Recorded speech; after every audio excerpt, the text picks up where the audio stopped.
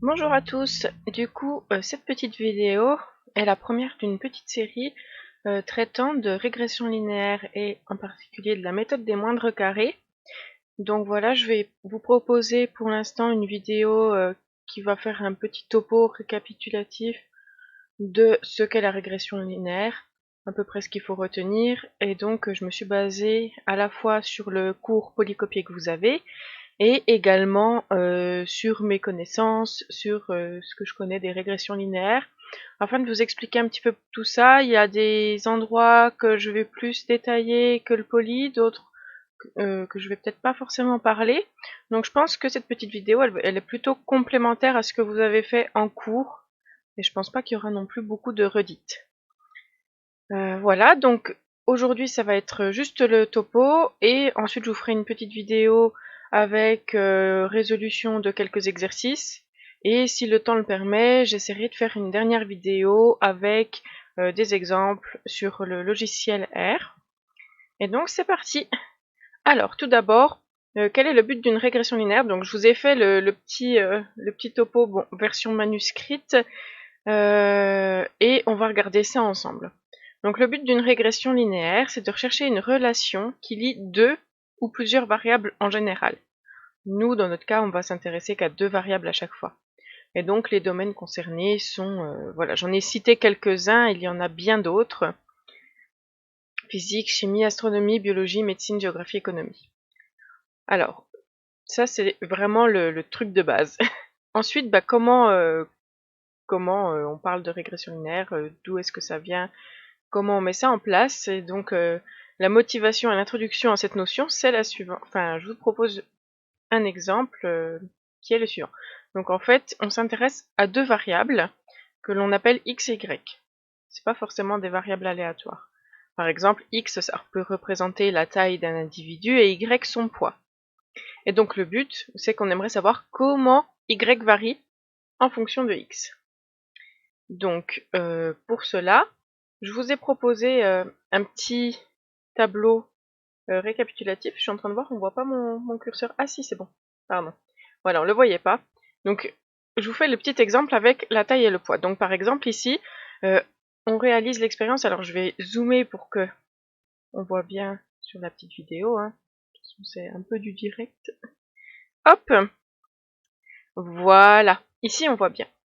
Donc ici, c'est un tableau et un graphique qui représente les observations de taille-poids réalisées sur 7 individus. Donc on a interrogé 7 individus sur leur taille et leur poids. Bon, par chance, on a pris des individus qui avaient des tailles toutes différentes et espacées de 5 cm, donc allant de 1,60 m jusqu'à 1,90 m. Et donc les poids de ces personnes sont les suivants. Et donc quand on les représente, ça vous voyez, le petit tableau, c'est fait en Excel, donc ça c'est très facile à faire. Et donc, vous faites un petit nuage de points et ça vous représente ces données-là sous forme de tableau. Voilà, ça c'est un petit exemple. Et donc, le but c'est de savoir comment y varie en fonction de x. Est-ce qu'on peut trouver une relation entre les deux? Et donc c'est ça, on cherche à mettre en évidence une relation du type y égale f de x où f est à déterminer. Donc nous, notre but ça va être de chercher est-ce qu'il existe une fonction f qui satisfait ce truc-là. En gros, est-ce qu'il y a un lien entre y et x? Et f, c'est ce fameux lien. Et donc, la réponse à ces questions, c'est que déjà, on peut avoir deux types de relations distincts. C'est déjà, dans un premier cas, et je m'intéresse à ce qui est à gauche, il y aura les relations déterministes et les relations stochastiques. Donc, qu'est-ce qu'une relation déterministe? C'est quand la relation y égale f de x est exacte. C'est-à-dire, par exemple, la conversion d'euro à dollar, ou le prix d'un billet de train avec la distance ferroviaire. C'est deux données qui peuvent être proportionnelles via cette fonction f. Donc f, c'est une fonction déterminée, qui est linéaire, affine, et donc cette relation-là, voilà, elle est égale en tout point. Ok, donc pour chaque xi, le y est exactement déterminé par f de xi. Petite remarque, et ça vous allez le voir dans ce qui suit, c'est qu'on va utiliser le terme linéaire pour désigner une fonction qui est affine. On parle de modèle linéaire, de régression linéaire, mais dans notre cas, la fonction f sera une fonction affine. Ce ne sera pas forcément une fonction linéaire. Fonction affine, c'est de la forme f de x égale ax plus b. Contrairement aux fonctions linéaires, f de x égale ax. Donc voilà, ici, c'est la vraie remarque de vocabulaire, donc il faut bien avoir ça à l'esprit. Sinon, l'autre type de relation, donc quand on n'a pas une relation exacte, par exemple taille-poids, ben, à une taille donnée, on n'a pas un unique poids. C'est évident. Du coup, ben, hop, on est dans l'autre cas d'une relation stochastique, c'est quand la relation y égale f de x, elle n'est pas exacte. Voilà, donc on reprend cet exemple avec x la taille, y le poids. On peut supposer que x et y sont liés, parce qu'on peut se dire que plus un individu est grand, plus il va être lourd, c'est une supposition, une hypothèse. Mais donc on aurait une relation du genre yi, par exemple une relation donc ici linéaire, si je compte pas si j'enlève le epsilon ici, on aurait yi égale axi plus b. Et en fait on a une petite fluctuation epsilon i pour chaque individu, parce que voilà, ça dépend des individus. Donc par exemple, vous prenez des personnes qui font toutes la même taille, par exemple, des personnes qui font toutes 1m70, elles vont pas toutes avoir le même poids, mais elles vont avoir un poids qui est proche à epsilon i près, selon les personnes i, proche de cette valeur-ci, d'accord? Donc le epsilon i, ça va vraiment dépendre de chaque individu. Donc là, c'était un petit peu pour expliquer la différence, en fait. C'est ça qui fait que ça varie et que la relation, elle n'est pas exacte. Parce que il va y avoir ce petit epsilon i. C'est cette petite différence qui va faire qu'on ne tombera pas pile poil sur le f de xi. Donc une fois qu'on a fait ça, eh bien, on a parlé de relation y égale f de x, et nous on va s'intéresser dans le cas des relations stochastiques, parce que les relations déterministes, ça ne nous intéresse pas forcément. Dans quel cas on a une relation déterministe? Eh bien tout simplement quand votre nuage de points, hop, bon là il est revenu en petit, quand tous les points sont alignés, ça veut dire que la droite, on peut faire une droite par exemple qui passe par tous les points, et là on aura une relation déterministe. Donc on va s'intéresser au modèle de régression simple, qui est sous cette forme-ci. Nous, c'est celui-ci qui va nous intéresser. Donc, yi égale axi plus b plus epsilon i. Et donc là, je vous ai mis un petit peu les différentes notions qui interviennent dans ce modèle-là. Donc, quand on a une relation de ce type, on dit qu'on est dans un cas de régression simple, régression linéaire simple, j'aurais même pu dire. Et donc, ici, yi, ce sera une variable aléatoire. Donc, celle-ci, elle peut varier, qui est à expliquer. Donc, on ne la connaît pas, mais voilà, on aimerait la déterminer. Xi, ça va être une variable explicative ou déterministe. Et attention, ici, xi, c'est pas une variable aléatoire. Donc, xi, il est donné, c'est une donnée fixe. Voilà, xi, il va pas varier. Dans certains cas plus avancés, mais pas du tout au programme, il existe des modèles de régression avec des xi variables aléatoires, mais c'est hors programme, donc on ne s'intéressera pas à ce cas-là. Et le epsilon i, ce sont des variables aléatoires dites erreurs de précision. C'est-à-dire, voilà, vous avez votre taille, et ben le poids il serait défini par axi plus b, mais selon les individus, ça va varier avec epsilon i qui est dit soit résidu, soit erreur de précision. Et c'est ce petit epsilon i qui est variable, qui est aléatoire, qui va faire que yi est aussi une variable aléatoire. Donc on a quelques petites hypothèses concernant les epsilon i. On peut supposer que ces variables aléatoires sont indépendantes, de même loi centrée de variance sigma carré. Et d'ailleurs, quand les epsilon i suivent des lois normales, centrées, alors on dit que le modèle il est gaussien. On utilise ce terme-là. Donc voilà, là c'est vraiment pour le modèle. Et donc, qu'est-ce que nous on va faire dans tout ça? Là c'est une introduction, mais on aimerait savoir qu'est-ce que l'on fait? Eh bien nous, le but, ce sera la chose suivante. On a notre nuage de points, donc comme dans l'exemple taille-poids, en fait vous allez relever deux données. Vous vous interrogez sur un lien entre deux données. Vous aimeriez savoir si il y a un lien donc entre la taille et le poids, s'il y a un lien entre le nombre de prix Nobel et la consommation de chocolat. Ça, je vous enverrai une petite vidéo là-dessus.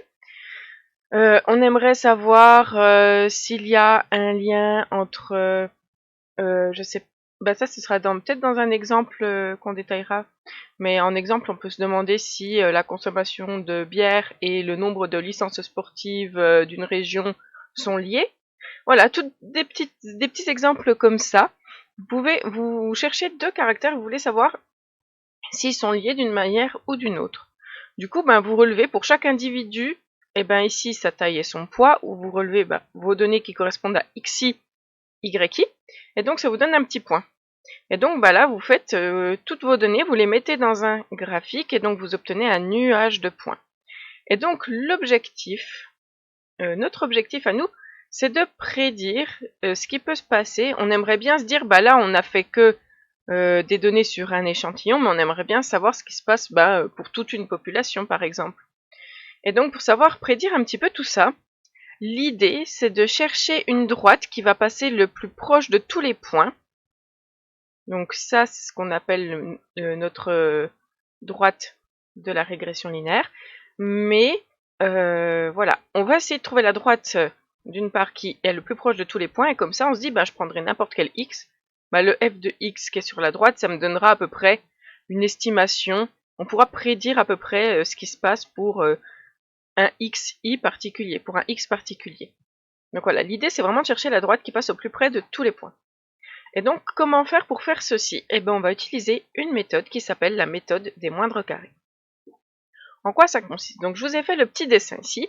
Donc d'ailleurs, je vous ai montré ici, quand on a le modèle, nos couples de données, en fait, on suppose qu'ils sont liés par une relation de la forme y égale axi plus b plus epsilon i. Et donc si on trace la droite f d'équation y égale ax plus b, hop, c'est la droite en rouge, et bien cette droite-ci, l'écart entre le point xi, le couple xi, yi et le point qui appartient à la droite pour le même xi, l'espace ce sera epsilon i. Vous voyez ici dans la relation, si j'enlève ce epsilon i, il ne me reste que ici la relation yi égale axi plus b. Et donc ce point-là appartient à la droite, ce qui vérifie l'équation. D'accord?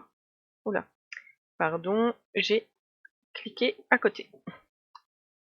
Donc voilà.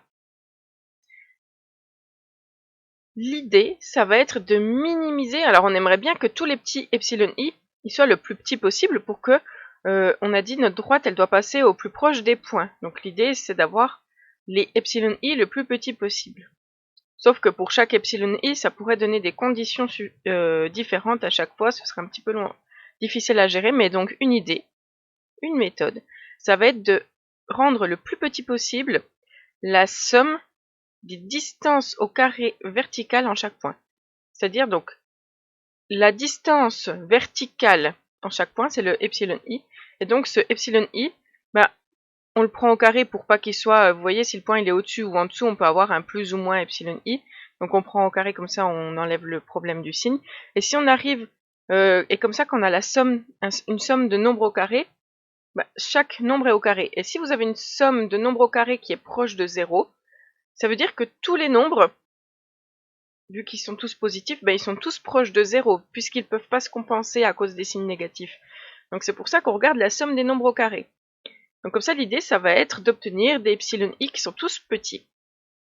Donc voilà, on cherche à minimiser vraiment la somme des distances au carré verticales en chaque point. Et donc maintenant, va falloir écrire tout ça avec notre langage mathématique. Donc on va regarder comment ça se passe. Et pour cela, je vais vous donner en même temps les noms de différentes notions utilisées. Donc, minimiser cette somme des différences au carré vertical en chaque point, ça revient à étudier la chose suivante. Cette chose que je vous ai écrite, ça s'appelle l'erreur quadratique ou erreur quadratique moyenne.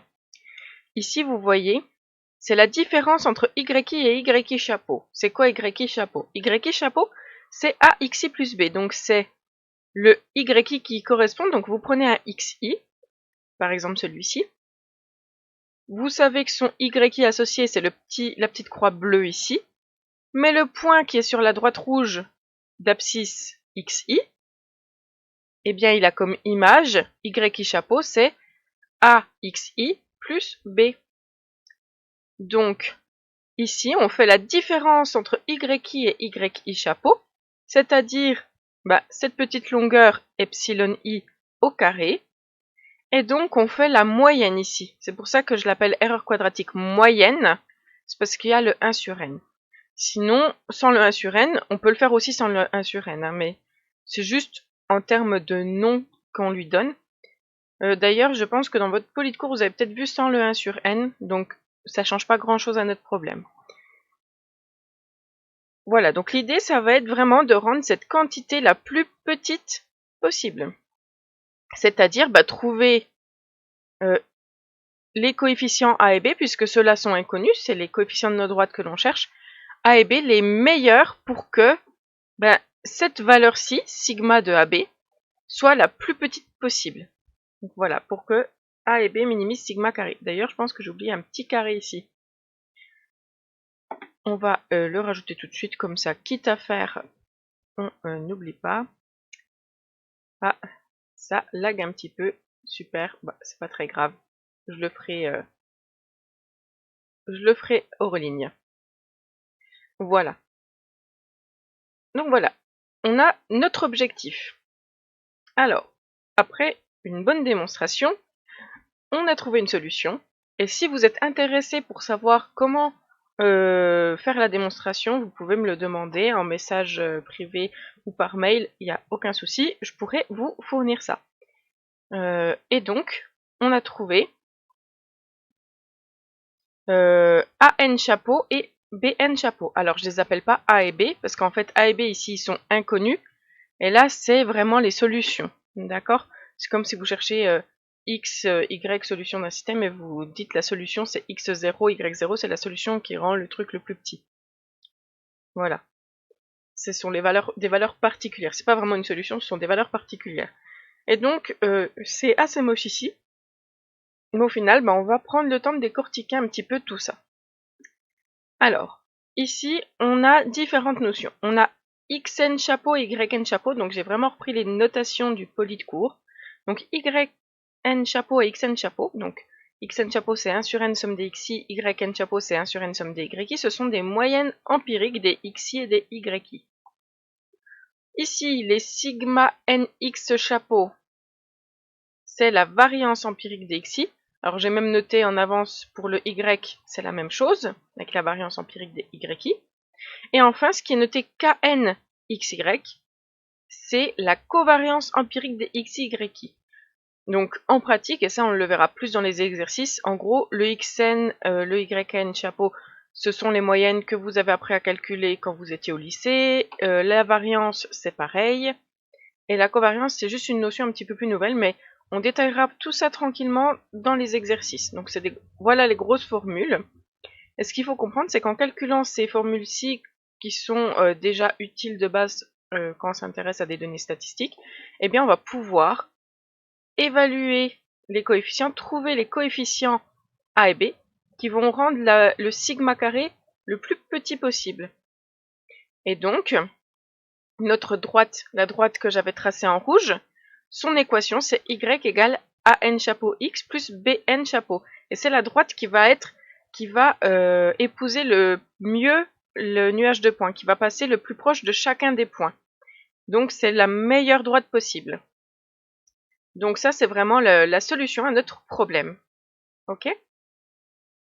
Et donc ensuite, mis à part cette droite, comment on peut savoir, est-ce que par exemple la question c'était finalement est-ce que le poids et la taille sont vraiment liés? Est-ce que je vous disais le nombre, la consommation de bière et le nombre de licences sportives dans une région sont liés? Est-ce que voilà, est-ce que avec notre modèle, ça nous permet de montrer qu'ils sont liés ou non? Et donc, l'idée, c'est de savoir si le modèle que l'on a utilisé, la régression linéaire, c'est pertinent ou non. Et donc, comment savoir ça? C'est en calculant un coefficient que l'on appelle coefficient de corrélation linéaire. Donc, c'est encore donné par une formule comme ça, mais vous voyez, les symboles qui apparaissent ici, ce sont des indicateurs des valeurs que l'on a calculées auparavant. Et donc, quand on calcule ce coefficient-ci, on a plusieurs propriétés. En valeur absolue, il est toujours plus petit que 1. Lorsqu'il est égal à 1, enfin, il est égal à 1, pardon, si et seulement si les points sont alignés, donc quand la relation est exacte, la relation est déterministe. Et en valeur absolue, pardon, lorsqu'il est très proche de 1, on dira que le modèle de régression linéaire est pertinent. Et s'il est loin de 1, on dira que ce modèle n'est pas pertinent. Alors, proche de 1, loin de 1, vous voyez, j'ai mis des petits guillemets parce que ça, ce sont vraiment des notions assez floues au final, qui vont peut-être dépendre des modèles, des domaines dans lesquels on étudie ça, selon si vous faites de la biologie, de la médecine. Peut-être que vous n'allez pas avoir les mêmes standards de proche et de loin. Mais voilà, je pense que, alors déjà, si vous êtes en général, si loin de 1, c'est inférieur ou égal à 0,95. Donc voilà, pour vous dire proche de 1, il faut être vraiment très très proche de 1. 0,8, c'est pas proche de 1. C'est très loin de 1. 0,9, c'est assez loin de 1. 0,97, 98, là on est proche de 1, mais ça va dépendre des domaines. Donc l'idée, voilà, ça va être qu'à partir du calcul de ce coefficient de corrélation linéaire, on pourra déterminer si notre modèle était pertinent ou non. Et s'il n'est pas pertinent, ben, se dire qu'on aurait pu utiliser peut-être un autre modèle. Mais dans notre cadre à nous, ça va être le seul modèle que l'on va utiliser. Donc voilà pour ce petit topo concernant les régressions linéaires. Donc je vous envoie le PDF, bien évidemment, je vous le mets sur Moodle et je vais le mettre également sur Discord. Pour la suite, nous ferons des exercices. Bah, vous voyez, je l'avais ouvert juste à côté. Alors j'ai créé, il faut que je revienne en haut bien sûr, j'ai créé une petite feuille bonus d'exercice, donc c'est pas une feuille de TD officielle a priori, mais je vais la mettre en ligne quand même pour tout le monde, avec 3 petits exercices, d'ailleurs j'en ai d'autres, où on va pouvoir justement tracer les nuages de points associés. Selon certains contextes, on va faire les régressions linéaires, calculer les coefficients, tracer la droite, et puis calculer le coefficient de corrélation linéaire pour deviner si la régression linéaire a un sens ou non. Là, on aura un deuxième exercice où cette fois-ci, on va pas pouvoir la faire et donc il va falloir faire un petit changement de variable. Et ça correspond à une partie de votre poly, la toute dernière partie du poly. J'en ai pas parlé dans cette vidéo, mais on en parlera à ce moment-là. Et enfin, l'exercice 3, ça va nous donner vous voyez, on a 3 nuages de points différents. Et donc, on va vraiment essayer de faire la régression linéaire dans chacun des cas et voir ce qui se passe et dans quel cas c'est pertinent, dans quel cas c'est pas pertinent, comment on peut ajuster justement notre régression pour que ça le soit. Eh bien, je reviens là-dessus. Donc, je vous remercie d'avoir regardé cette vidéo jusqu'au bout et j'espère qu'elle aura pu vous aider. À bientôt.